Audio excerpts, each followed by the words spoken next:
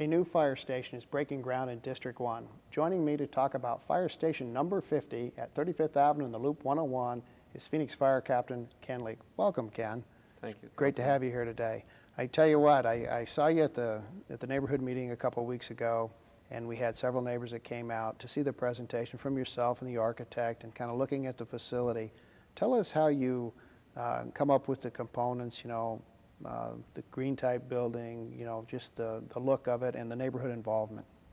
Well, basically, we start with the concept of what our needs are going to be as far as the facility size.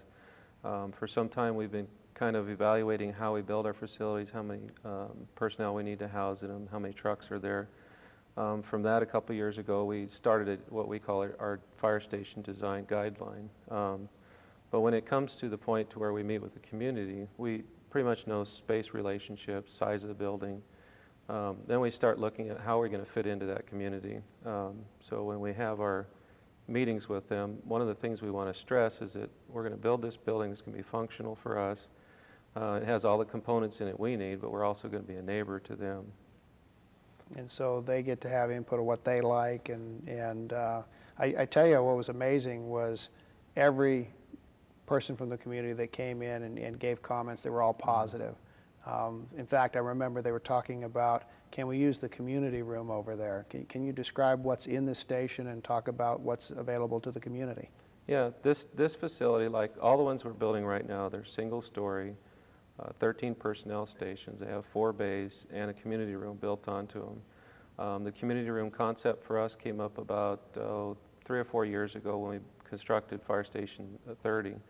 And at that time we realized that the community groups within that area really wanted a place to come and meet, and a fire station, because it's local to that area, it seemed to be a good concept. So since we started that, this is our 3rd project with a community room built on it, and the other 2, they're booked. That we opened Station 52, it was booked for a year. So it gives us an opportunity to do not only the neighborhood associations, other city departments.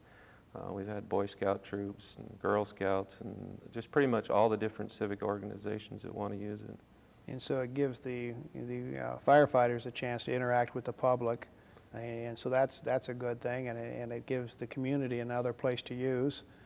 Let's talk about, since we have 4 bays and you talked about the size of the facility, how many firefighters, for example, will be in there? How many trucks? What are their functions?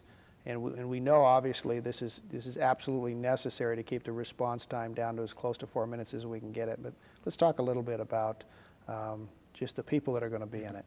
Correct. Station 50, when we open that facility, is designed for a paramedic engine company and a ladder company. All the stations, being 4 bays, are built that way because they have the ability to add a rescue component, an adaptive response, or if it's a specialty type unit, we can put hazardous materials teams or tactical rescue teams there. Some of the facilities won't come to full manning until the areas build out. However, in the case of Station 50, it's already at that point, so it'll open with an engine and ladder. They're built as 13 personnel because our ladder trucks, some of them will accommodate 5 personnel. Engines will accommodate 4, a rescue 2, and then the AR 2. So once it became to full staffing, it would be fully filled up. So with the when it first opens, how many, since we know 80% of the calls are related to health issues, accidents, whatever, how many are going to be paramedics amongst the people that will be there? Well, every engine company we put into service is ALS, and there's 2 paramedics on that truck. The balance of the rest of the engine and ladder crews are basic EMTs. Okay. Let's talk a little bit about what the building's going to look like. We have shots of the elevations.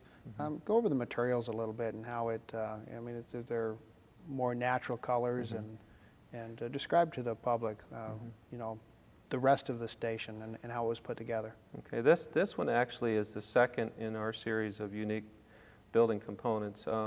Station 50 we built just prior to this. We used the insulated concrete forms. That's how we're intending to build this facility also. Basically what it is, it's a polystyrene cube that's filled with concrete. It doesn't sound like it would be a very strong building, but Turns out to be an incredibly strong building and really energy efficient. From there, we use the synthetic stone veneers and the stucco systems. Most all of our buildings have standing seam metal roofs, and for us, what that does gives us a building that we're designing to have a life cycle of 50 years, if possible. Gives us a low maintenance building. But going back to the insulated concrete form, it not only improves the energy efficiency, but this particular project, we're really pushing to get a LEED certification, which is the first time I believe that the city's actively had a project that got this close to it. It's kind of a difficult thing to achieve, but it'll be an environmentally friendly building. We use a lot of recyclable materials and a lot of energy efficient ones as well. So not only be energy efficient, friendly to the environment, but we bring firefighters into a neighborhood that desperately needs the firefighters there because the response times there are just too high. We've been waiting for this for a long time. It's aesthetically pleasing that people could tell by looking at the elevation views that we can show. And so truly, this is a major positive asset to the people who live around 35th Avenue and the Loop 101. Correct. I think they'll be really pleased when they see the building come to its final stage. Well, one of the things you can see in the elevation view that we've chosen to use the four-folding glass doors. We used energy efficient glass in them to keep the heat down, but it also gives us a chance to be able to put our apparatus in front of them. And aesthetically, you can look at it, you can see it's a fire station, it's got the nice, fire trucks are in it. And I think overall they'll really like the appearance. Well, it blends in very well with the community. I tell you what, when you have 100% support in a neighborhood meeting and they all love it, and they say this is just what we wanted, you know that you did a great job, and I congratulate you on your work, and if you could extend the congratulations to the architect. What is the time frame for completion?